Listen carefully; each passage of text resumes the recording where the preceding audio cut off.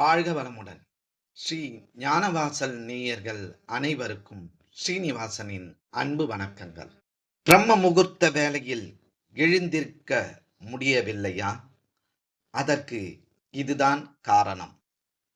காரிய தடை என்பது காலை எழுந்தது முதல் இரவு தூங்கும் வரை பல விஷயங்களில் வருவதுண்டு. சிலருக்கு நாள் முழுவதும் எதை தொட்டாலும் பிரச்சனையாக இருக்கும்.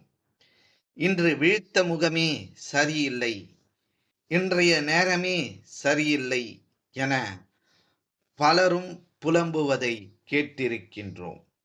நாமும் சில சமயங்களில் இப்படி புலம்பி இருப்போம். நாம் செய்யும் காரியங்களில் தடை ஏற்பட்டால் கூட பரவாயில்லை. ஆனால் காலையில் நினைத்த நேரத்தில் எழுவதற்கு கூட தடை ஏற்பட்டு அதுவே பெரும் சவாலாக இருந்தால் என்னதான் செய்வது?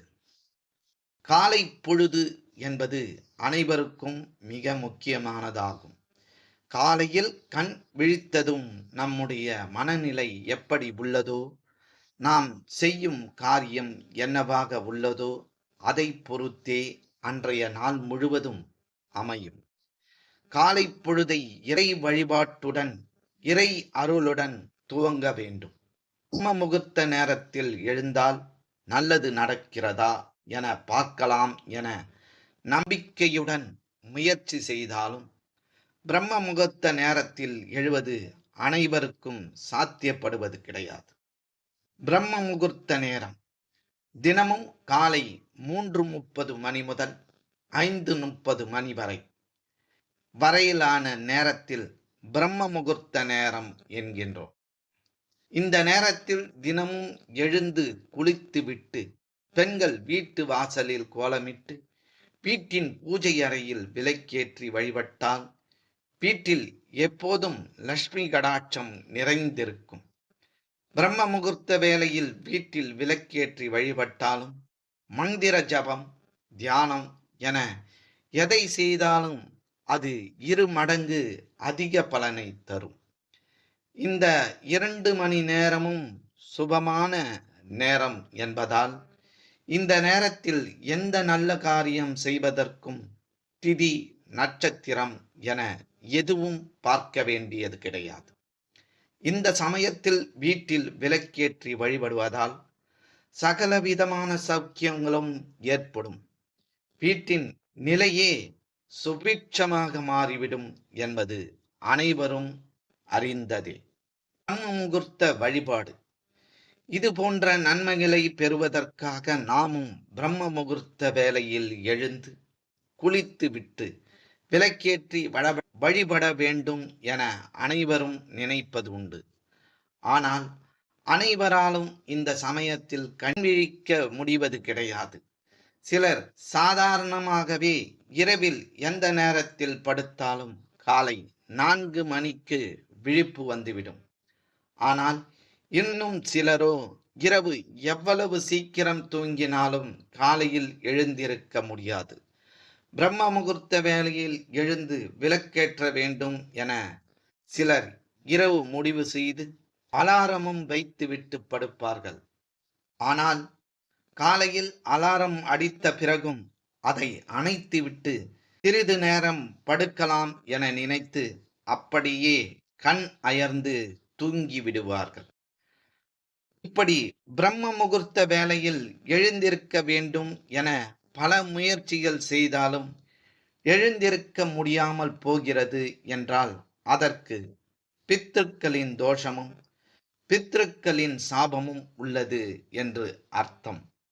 பித்ருக்களின் தோஷம், சாபம் எந்த ஒரு நபருக்கோ அல்லது குடும்பத்திற்கோ இருந்தால் அவர்களால் தெய்வ வழிபாட்டினை செய்வதற்கோ கோயிலுக்கு செல்ல வேண்டும் என நினைத்தால் கூட அது முடியாது. பித்ருக்களின் ஆசிகள் ஒருவருக்கு இல்லை என்றால் அவர்களுக்கு குலதெய்வ அருளும் கிடைக்காது. குலதெய்வத்தின் அருளும் பித்ருக்களின் அருளும் இல்லை என்றால் மற்ற எந்த தெய்வத்தை வழிபட நினைத்தாலும் வழிபட முடியாது.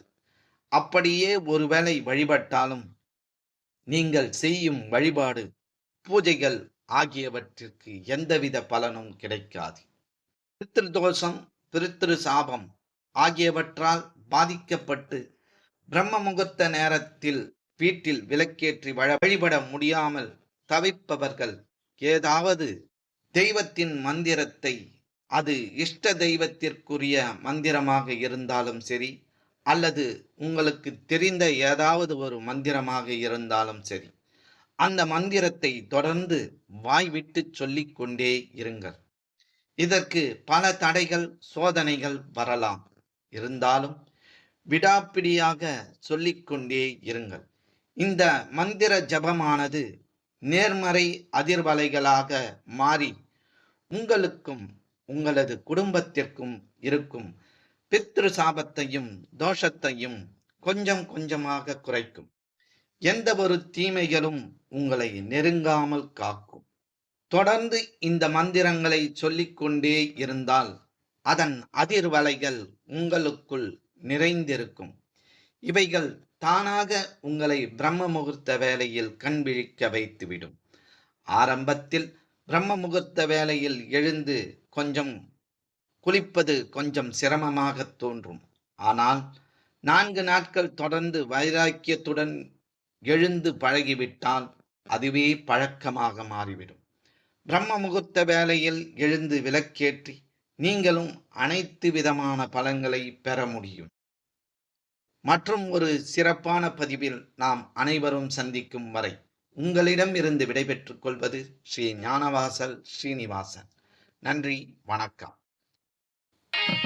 எங்களுடைய பதிவு உங்களுக்கு பிடித்திருந்தால் லைக் பண்ணுங்க, ஷேர் பண்ணுங்க. மீண்டும் தொடர்ந்து இது போல பல பதிவுகளை பார்ப்பதற்கு எங்கள் சேனலை சப்ஸ்கிரைப் செய்து பெல் ஐக்கானை கிளிக் செய்து கொள்ளவும். நன்றி, வணக்கம்.